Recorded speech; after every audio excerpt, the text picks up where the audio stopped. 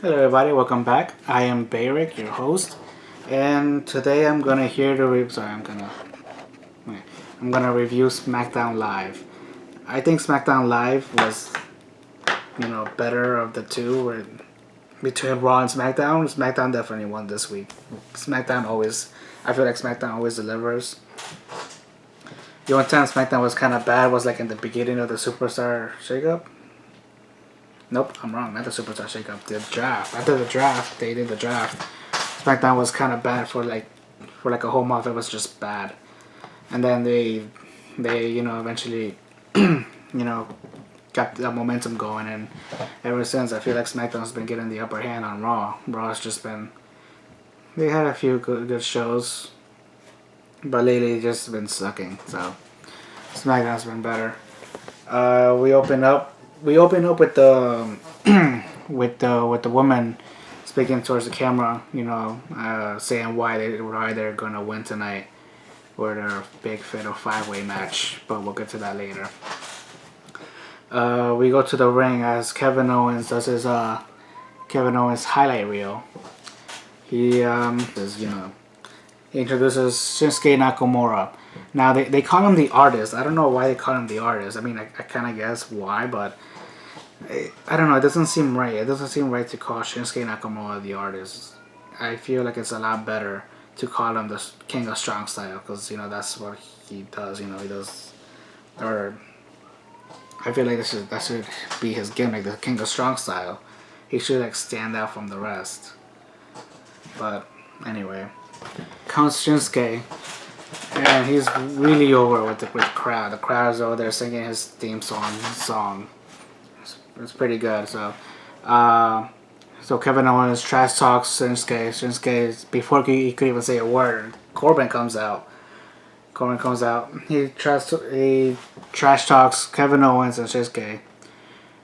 But then Shinsuke said a couple words, but to be honest, I couldn't really understand what he was saying. He was like his accent was just like really strong this time. Usually I could kind of understand what he was saying, but this time I couldn't make out what he was saying. But he says whatever he says, and then Baron Corbin and Kevin Owens goes on to attack him. So it's pretty much a 2-on-1 attack. Sammy comes out with the save. Sammy's challenges Corbin and Owens for challenges Corbin and Owens to a tag team match. The match was pretty good. It was pretty decent. Pretty good action. I like the spot where Sammy goes for like a corner DDT, but Corbin blocks. He reverses it and goes for a power slam. That was pretty good. That finishes the match. Kevin Owens goes towards Sami Zayn. Sami Zayn, gets out the way. Corbin in the corner. Kevin goes and just he collides with Corbin. Corbin's like, "What are you doing? What are you doing?" Kevin Owens just pushes him off, which infuriates Corbin. Corbin just lays him out with a right hand. He lays Kevin Owens out. Sami Zayn goes and throws him out and gets himself out in the process. Owens gets up and Shinsuke is ready for him to get up and goes for a Kinshasa for the win. After that, the Usos come out and they say how they've been dominating, the entire tag team division. They defeated American Alpha, Breezango, and any other team that's gone in their way. And then out come the New Day. The New Day, this is their first appearance since the Superstar shakeup, and let me tell you, I was like, I don't know how much I missed them until they came out. They came out. I was just like, "Oh, this is awesome." It was a good feeling. I was like, "Oh, they finally came back. Finally." When they come out and they pretty much say, "Oh, we are back. We are here." Xavier says, "Oh, this is my hometown of Atlanta, Georgia." They start shaking their hips, but before they could get another word out, the Usos interrupt them. Say, "Welcome to the Uso Penitentiary," which leads to Big E to say, "Oh, we know what happens in the penitentiary," with like with a weird face. But yeah, they pretty much announced that they were gonna have a title match at Money in the Bank for the tag team titles, and to be honest, I don't think the Usos are coming out as champions. So, we have a fashion file segment.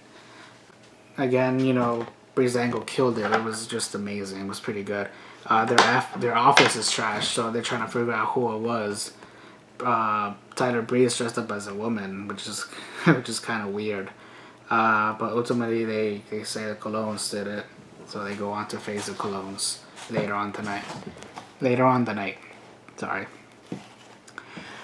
Next up, we have the Fatal 5-Way Women's Elimination Match to be the number one contender to face off against Naomi and Money in the Bank. But the match never really gets started. They all pretty much take each other out before the bell even rings. You know, chaos all over the floor. They go out to outside of the ring. They all pretty much take each other out, which leads to Shane McMahon to come out, and he announces that for the first time ever, it's gonna be a women's and Money in the Bank ladder match, which is like amazing news because, you know, who would have thought a year ago that these women will get, the platform to show what they really can do. You know, they used to women's wrestling matches used to be just, you know, bathroom breaks. Oh, the women are coming out. Oh, time for a bathroom break. Time to get a snack.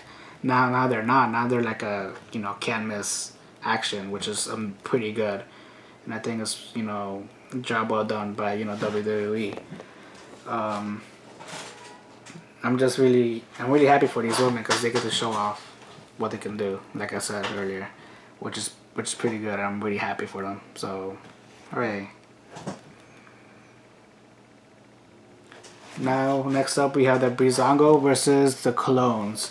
It was a pretty decent match. It was pretty good. Tyler Breeze comes out on the cover as a woman. I think Primo's the one who maybe just takes off the wig and the dress off. Later on, he goes on the cover again as a janitor this time. They win with the prettier on Primo. 1, 2, 3, and that's pretty much it. So Randy Orton comes out and he says how his grandfather, pretty much, you know, back in the day, he used to never say much, or during that time, no one really say much. They just do it in the ring. They would do their talking in the ring, pretty much. He says how his grandfather would have, you know, slapped him for losing the championship to someone like Jinder Mahal, and, you know, pretty much. I thought his promo was pretty good. His promo was solid, not like, you know, the ones in the past. It kind of seemed boring, but this one he actually showed a little fire to it, you know. Then Jinder interrupts him. He says, you know, he's like any other ignorant American, you know, always telling stories about a bygone era. So pretty much he's just relying on the past. Jinder also says that Randy is, you know, he's a symbol of the past, and Jinder is the present, which is why he's going to keep the title at Money in the Bank. And now we have our main event, AJ Styles versus Dolph Ziggler. And this match was great. This match was pretty good. Pretty good back and forth. The finish when Styles goes for a phenomenal forearm. Ziggler blocks it. He pushes him off. So causes AJ to fall. AJ gets back up. Ziggler goes for a super kick and he pins him 1, 2, 3. And he loses in his hometown. AJ Styles is from Atlanta, Georgia, and they lose. I don't know why Vince keeps, you know, making these guys lose in their hometown. Like Bayley lost in her hometown, you know. AJ Styles tonight. Why do they keep losing in the hometowns? I don't know why. Doesn't make sense. You know, it's their hometown. They should have like some type of advantage. And just in case you guys were wondering, I probably weren't, but I keep looking down. It's because I have my notes here. I wrote down a whole bunch of notes, so I keep looking down at it to remind me of what I'm trying to say. So yeah, that was pretty much SmackDown Live. Thank you for watching.